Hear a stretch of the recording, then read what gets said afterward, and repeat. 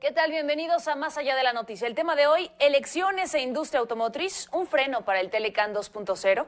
Al concluir la sexta ronda de renegociación del Tratado de Libre Comercio de América del Norte, el sector automotriz sigue en suspenso y gracias a las elecciones en México y Estados Unidos podría seguir así hasta el 2019.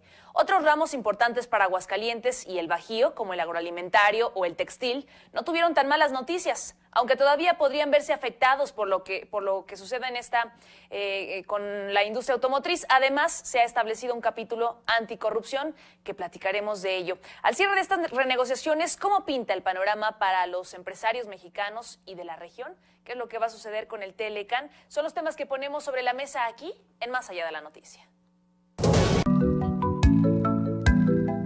En 2018, México y Estados Unidos celebrarán elecciones que podrían extender la renegociación del Tratado de Libre Comercio de América del Norte entre ambos países y Canadá. Tras 6 meses de trabajo, sigue atorado el tema de las reglas de origen, que establecen el porcentaje de componentes y mano de obra de origen estadounidense que deben tener los automóviles producidos fuera del vecino país. Lo que ocurra en la industria automotriz podría impactar a sectores como el de la electrónica y el textil, estrechamente vinculados.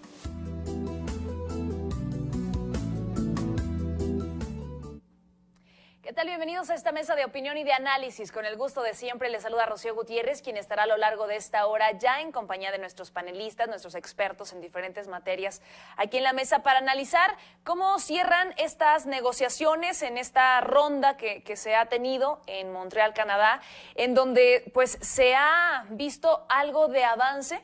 Muy pocos, de hecho, hay en su mayoría quienes señalan pues están viendo lentos, sobre todo Estados Unidos, que ha exigido que se agilicen tanto estas negociaciones con México y con Canadá, y pues ya lo veíamos, ¿no? Esto podría extenderse todavía hasta el 2019 por la falta de acuerdos en varios temas incluso de los más álgidos, tal vez de los más polémicos. Pero a ver, ¿qué pasa? Sobre todo para Aguascalientes, varios de los temas que nos han interesado y que los mismos analistas han señalado, pues tiene que ver con la industria automotriz, la industria agroalimentaria. ¿En qué más nos podría beneficiar o afectar todo esto? Bueno, para hablar del tema, quiero darle la bienvenida, están aquí en el estudio, Alberto Aldape Barrios, él es especialista en temas económicos, director del CIDE Aguascalientes. Bienvenido siempre, Alberto. Buenos días, Rocío. Gracias por estar con nosotros. Está con nosotros también, a su lado se encuentra Juan Manuel Ávila, presidente de la Comisión de Energía de Coparmex. Bienvenido. Muchas gracias, Rocío. Buenos días. Gracias, Juan Manuel. Y Fernando Carrillo López, economista y catedrático en la Universidad Autónoma de Aguascalientes. Bienvenido siempre. ¿Qué tal? Buenos días a todos. Bueno, en unos minutitos más vamos a tener un enlace con César Quesada. Él es vicepresidente pecuario del Consejo Nacional Agropecuario y presidente del Consejo de la Unión Nacional de Avicultores, quien además se encontraba en estas mesas de negociación. Un punto muy importante de acá, de Aguascalientes, y en estas mesas creo que vale la pena destacar una persona que estuvo en estas mismas. Bueno, si les parece, iniciar, ¿de qué forma podríamos ver esta conclusión de esta ronda que acaba pues de terminar, en la que prácticamente hubo quejas porque se han visto lentas, se han visto también pues atorados en algunas situaciones? Bueno, el ritmo al que se está avanzando, digamos, era esperado en función básicamente de la cuestión electoral tanto de México como de Estados Unidos. Y hay temas como los que acabas de mencionar, la parte automotriz, la estacionalidad en la parte agropecuaria y la solución de controversias, que son los que se sabía que se iban a ir dejando hasta el final porque es en donde más diferencias existen. Ya en las reglas de origen para la cuestión automotriz, Canadá hizo una propuesta y Estados Unidos dijo no me interesa bajo esos términos. México la recibió y de entrada dijo, bueno, creo que tenemos que incorporar aquí no nada más los vehículos como los estamos haciendo ahora, sino también los eléctricos y autónomos. Y en base al valor de cada uno de estos vehículos, ver cuál va a ser el componente de partes que van a estar saliendo de Canadá, Estados Unidos o de México para esos vehículos.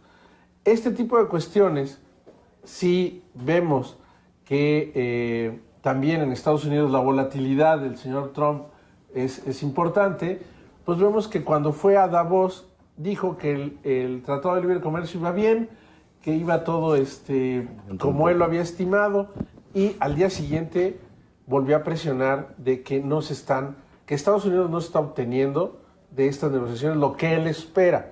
Y aquí no es nada más una cuestión bilateral, sino los tres países se tienen que poner de acuerdo. Entonces, esta cuestión de tener un capítulo anticorrupción, que bueno, que va a estar ahí. Ya la Unión Europea también solicitó que se incorpore un capítulo similar en la modernización del tratado que se está realizando ahorita con la Unión Europea, que digamos es una parte del plan B que tiene México, junto con el TPP, que cuando era el original entramos por la puerta de atrás y al final, y ahora resulta que es una de nuestras mejores opciones que tenemos con el TPP-11. Entonces, ¿cómo van las cosas? Es de acuerdo a cómo se estimaba en los tres países. No es presionar, y se sabía muy bien que esos 3 puntos iban a ser los más difíciles de negociar. ¿Cuál es la propuesta que hacen ustedes como agroindustriales en donde ven esos campos de oportunidad para este mismo ramo? Pero no escuché muy bien, Rocío. Te repito la pregunta, César Quesada. ¿Cuáles son esos campos de oportunidad que ven ustedes, los agroindustriales, en donde podría haber pues esa forma tal vez de mover estas negociaciones, de ir hacia algún lado en donde ustedes se sientan pues más seguros y en donde crean que además pues existiría esa parte de aceptación tanto de Estados Unidos como de Canadá? Bueno, por ejemplo, México es, hablando del sector agroalimentario, México es el principal cliente de Estados Unidos, por ejemplo, de granos, ¿no? Dependemos de una manera muy importante con ellos y gran parte de los los productores pecuarios usan como materia prima granos estadounidenses y en el caso, por ejemplo, de carne de res, nosotros somos exportadores muy importantes de res hacia Estados Unidos. Y eso es un buen ejemplo de cómo somos complementarios con una región, ¿no? También somos, como México, somos el principal destino de los productos avícolas, principalmente de pollo. Somos el cliente número 1 de Estados Unidos. Y en la parte de frutas y verduras hay un intercambio hacia ambas partes muy relevante. Ustedes vieron, sobre todo porque ha habido pues una gran incertidumbre en todas estas mesas, todavía se habla incluso de la posibilidad, a pesar de las afectaciones para los tres países, se habla de la posibilidad de terminar con este tratado de libre comercio. Ustedes ahora que estuvieron en las mesas en esta ronda, en esta última ronda, ¿vieron todavía que podría ser esa una de las opciones? El sentir de lo que vemos de la parte negociadora, sobre todo de Estados Unidos y de Canadá, es que ellos siguen haciendo su trabajo, siguen concentrados en avanzar en todas las mesas y en las partes técnicas, lo cual yo creo que es una buena señal. El presidente Trump tiene la facultad de denunciar el tratado, o sea, él sí tiene la facultad de salirse del tratado de manera tajante e inmediata. Eso pues es algo que él se reserva y solamente él sabe si lo va a querer hacer. Pero nosotros creemos que si se está trabajando y se le ha dedicado tanto tiempo a avanzar en todos estos otros temas que son más bien de carácter técnico, yo creo que la probabilidad de que él llegue a denunciar el tratado cada vez se ve un poco más remota. En el corto plazo, ellos ya hablaron también de alargar el plazo, en lugar de lograr un acuerdo el 31 de marzo, como se había planteado, ellos ya hablaron de aplazarlo hacia finales de este año para dejar pasar el periodo electoral mexicano y el periodo electoral estadounidense, o incluso buscar cerrar en el 2019. Esto pues nos deja ver una pequeña ventana y una esperanza de que las mesas y el trabajo siga. Lo bueno es que el tratado sigue funcionando, las empresas siguen como haciendo negocio como todos los días y bueno, pues una declaración o un tuit del presidente Trump siempre puede reaccionar algo de incertidumbre y por consecuencia turbulencia en algunos sectores de México, como es por ejemplo el tema del tipo de cambio, ¿no? Y ya finalmente, César Quesada, veía, por ejemplo, algunos datos que entre 2012 y 2016 se habían incrementado las exportaciones para este sector agroindustrial de México hacia Estados Unidos. A partir de 2017 y con toda esta incertidumbre, ¿hubo una pérdida en estas exportaciones? ¿Y cuál sería la pérdida en caso de que esto sucediera o en caso de no verse favorecidos por este Tratado de Libre Comercio? Bueno, por parte de los productores agropecuarios mexicanos, los productos más sensibles podrían ser algunos productos como frutas, legumbres, mango, tomate, berries, aguacates, cítricos. Y en el caso de los cárnicos, principalmente las exportaciones de carne de res serían las más sensibles o las más expuestas, ¿no? Pero me gustaría hacer otro comentario al margen, si me lo permite, Rocío. Pues, como tú sabrás, parte de la estrategia de respuesta de nuestro gobierno ha sido el tratar de diversificar los mercados, ¿no? Tratar de acelerar y abrir otros mercados, tanto de origen para poder obtener proveeduría, como también poder tener nuevos destinos para las exportaciones. Y es por eso que México pues ha acelerado, por ejemplo, el tratado con Europa, ¿verdad?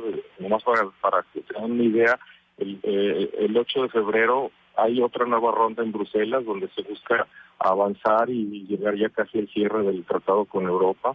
El tratado TPP-11 que mencionaron hace un momento, en este momento hay reuniones en Queensland, en Australia, se van a llevar a cabo del 29 de enero al 2 de febrero.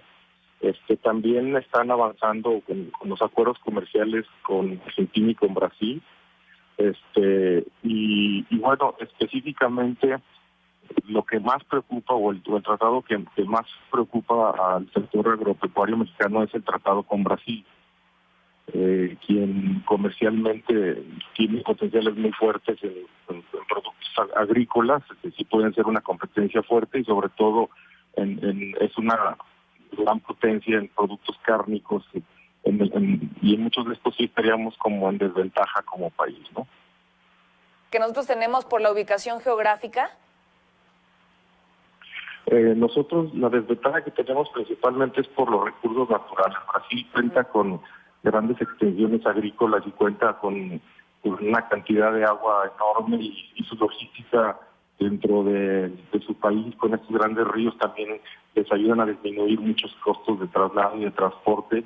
Y la verdad es que nosotros, siendo un país, por ejemplo, deficitario en granos, que es la fuente principal de alimentación para poder producir cárnicos, pues sí estaríamos en una desventaja importante. César Quesada, por pues... otro lado, sí, adelante, te escuchamos. Sí, por otro lado, sí presenta un área de oportunidad porque ya estamos empezando a traer, por ejemplo, maíz del norte de Brasil y algunos productos que han venido también de Argentina. César Quesada, te agradecemos muchísimo que nos hayas tomado esta llamada. Gracias, permítenos estar en comunicación contigo. Y bueno, pues nosotros seguimos aquí con el análisis de lo que se ha visto y en donde tú estuviste presente en estas mesas allá en Montreal, Canadá. Gracias y buenos días. Gracias a ustedes. Buen día. Muy buenos días. Él es César Quesada, vicepresidente pecuario del Consejo Nacional Agropecuario y presidente del Consejo de la Unión Nacional de Avicultores. Y una parte que nos llamó la atención sobre lo que decía hace unos momentos César Quesada, realmente estamos compitiendo y estamos en ese nerviosismo, se ve así, Fernando, respecto a Brasil y lo que ellos tienen para ofrecer. Por supuesto, no solo Brasil, bueno, ahorita que estamos en el TPP, en Asia también hay otros competidores en el ramo de lácteos, por ejemplo, Nueva Zelanda, etcétera. Vamos, cada quien tiene sus fortalezas y pues hay que tomarlas con reserva porque sí son más fuertes, más competitivos. El caso de Brasil. ¿Y más baratos? Y más baratos. Esa competitividad que se manifiesta en precio, bueno, pues a la hora, o costo, a la hora del viaje, el flete, pues bueno, pues no se alcanza a compensar completamente, siguen estando baratos llegando acá. Entonces, o llegando a Estados Unidos o a cualquier otra parte del mundo. Entonces hay que como que sopesar todo ese tipo de cuestiones. La verdad es que también hay cosas que tendríamos que ver más estratégicas. Por ejemplo, estamos en el mercado de cárnicos, mas sin embargo, en una perspectiva de largo plazo, los cárnicos pues nos los van a dejar a los países del tercer mundo. Y porque pues el alto consumo de agua, de energía que se lleva para esto y la contaminación, ¿va?, que se da al respecto de este tema.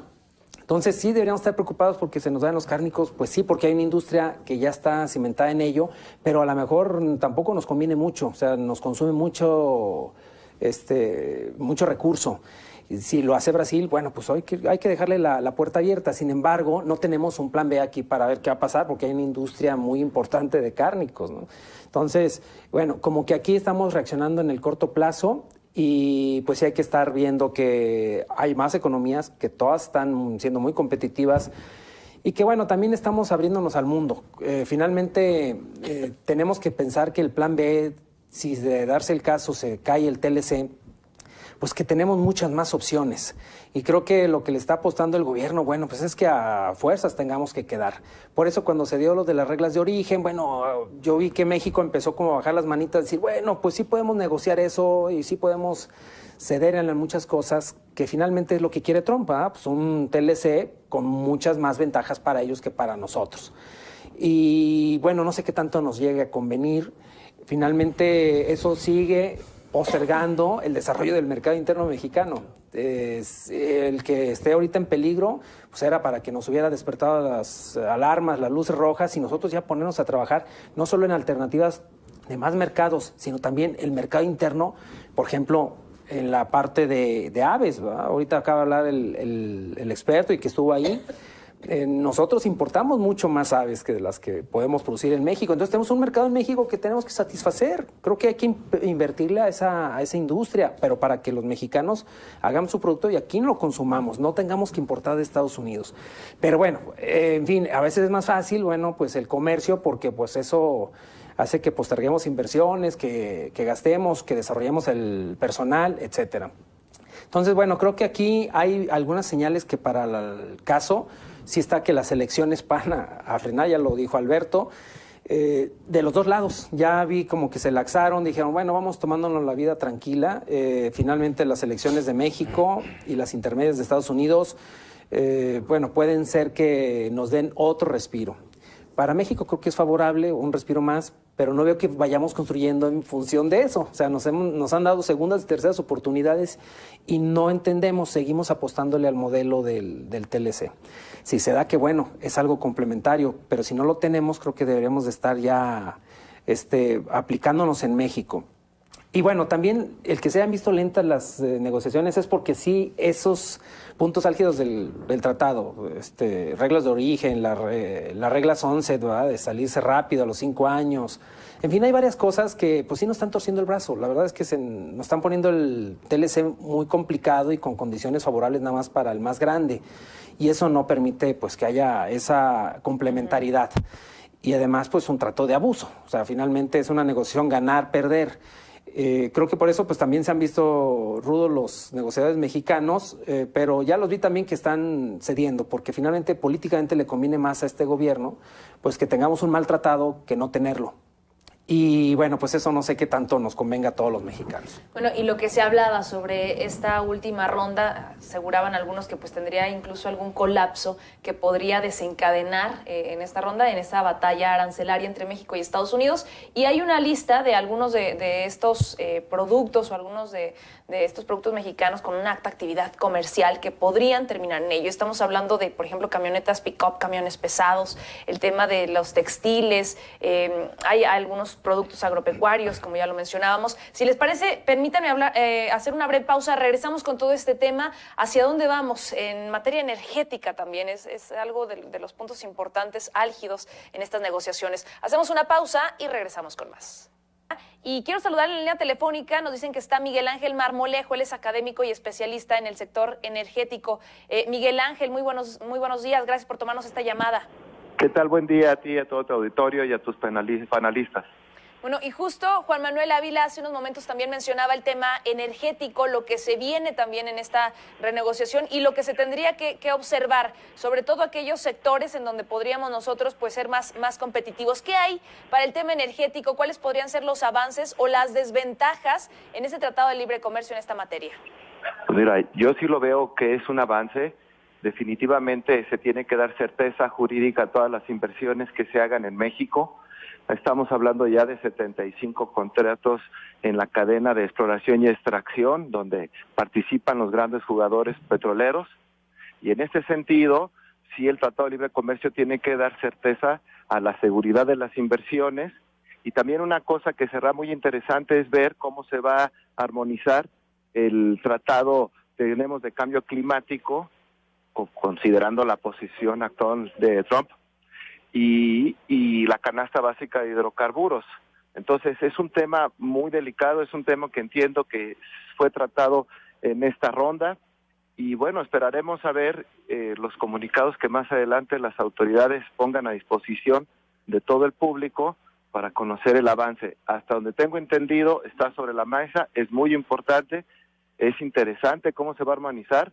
México tiene una política energética de canasta de todo, ¿no? Hidrocarburos, energías limpias, renovables, porque tiene que cuidar un poco el tema de deuda pública contra pues el cambio climático, ¿no? Y rápidamente, ¿qué tiene México? Ya mencionabas algunos. ¿Qué tiene México para ofrecer? ¿Cuál sería, pues, su principal, tal vez, cualidad competitiva respecto a estos dos países? Bueno, mira, México tiene una industria desarrollada por más de 75 años en el sector de hidrocarburos.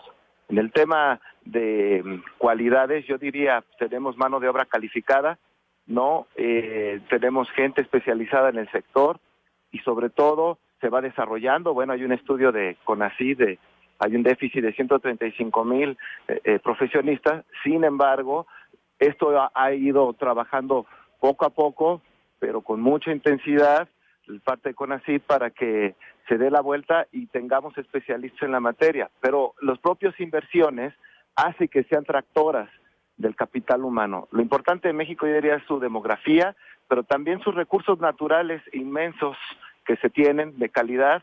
Y sobre todo, por ejemplo, mañana tenemos la ronda petrolera sobre aguas profundas y pues es toda una expectativa para ver cuál es el riesgo. Aquí lo importante es mandar un mensaje en México, que es un país seguro en inversiones. Eso es lo más importante. Bueno, y nada más antes de despedirnos, porque nos queda muy poco tiempo, Miguel Ángel, hay de hecho una conferencia que habrá sobre este Tratado de Libre Comercio. Uno de los negociadores estará aquí en Aguascalientes, en una universidad. Sí, fíjate que tenemos la fortuna que venga a explicarnos el jefe de la negociación técnica, ¿no?, de la delegación mexicana, Kenneth Smith Ramos, que nos estará explicando en la Universidad Panamericana los avances de la negociación, que insisto, sigue avanzando lento. Ahí traemos un tema de que México quiere terminarlo tan pronto como sea posible y Estados Unidos está mandando señales, al igual que Canadá, de que se recorra. Aquí lo más prudente es todo el tiempo que sea necesario, pero que quede un Telecan competitivo a nivel regional y a nivel bloque. Entonces ahí los esperamos, es el 8 de febrero a las 4:30, y pues qué mejor que él nos explique todas las 30 mesas temáticas que se están negociando hoy por hoy. Ángel Marmolejo, gracias y muy buenos días. Un abrazo a todos, gracias. Nos dicen que nos quedan 3 minutos, y les parece, vamos 1 minuto para cada uno para las conclusiones. Adelante, Fernando Carrillo. Sí, bueno, pues yo veo que Donald Trump está en un callejón sin salida, porque empieza bravucón con un tema muy personalísimo sobre México, y para echar atrás el TLC. Hoy ya ha dado tiempo, el equipo negociador creo que ha sido hábil en que dio tiempo para que se le aunaran aliados en Estados Unidos, porque el TLC pues le conviene, sí nos conviene a nosotros, pero le conviene más a Estados Unidos. Entonces, bueno, hoy está empezando a recular. La cuestión es que era una de sus pocas armas políticas donde pueda tener un triunfo, y se la está guardando también. Quizá ahí vamos a ver qué tanto pesa el estadista o el hombre impulsivo. Entonces, ahorita ya está en ese impasse de espera. Vamos a ver qué sucede. Juan Manuel, adelante. Gracias, yo creo que hay que observar muy bien lo que va a suceder el día de hoy en el State of the Union Address que va a tener Donald Trump a las 5 de la tarde. Creo que es definitorio. O bueno, si bien es cierto, no es definitorio, es muy estratégico ver su postura. Si tiene, como dice Fernando, un arma guardada y la quiere sacar ahí, porque en efecto yo creo que se ha arrinconado por su misma forma de ser, porque ha estado tuiteando desde antes de ser presidente, ¿no? Pero creo que México tiene también sus armas guardadas, y yo creo que es muy importante, retomando lo que dijo el doctor Marmolejo, de que nosotros nos veamos muy pro NAFTA, y sobre todo en el tema de darle certeza a las inversiones. incluyendo el tema de energía en el NAFTA. Hay 2 capítulos que no se negociaron en el NAFTA original, que es el 6 y el 11, donde habla precisamente de la seguridad en las inversiones energéticas y los aranceles de los mismos. México no estaba abierto al sector, hoy está abierto y creo que eso es el arma secreta de México. Una de las armas que tiene para negociar es incluir el tema energético en esos 2 capítulos y darle certeza jurídica a las inversiones. Alberto Aldape. Mira, muy rápido. Tratado de Libre Comercio con América del Norte va a haber en su momento y en las mejores condiciones para los 3 países. Estamos en un mundo globalizado y eso no va para atrás. Entonces, tengamos mucha información, eso es importante. Aprovechemos lo que va a ir resultando de estas negociaciones para beneficio de los sectores, sobre todo los locales. Te vemos siempre muy optimista respecto al tema. Ojalá que así sea. Yo siempre te escucho, Alberto. Muchas gracias. Alberto Aldape Barrios, Fernando Carrillo, Juan Manuel Ávila, bienvenidos y muchísimas gracias. Gracias, por supuesto, a usted por su compañía. Agradecemos a toda la producción, tanto de radio y de televisión. Rocío Gutiérrez le desea muy buenos días. Hoy mejor que ayer, mañana mejor que hoy.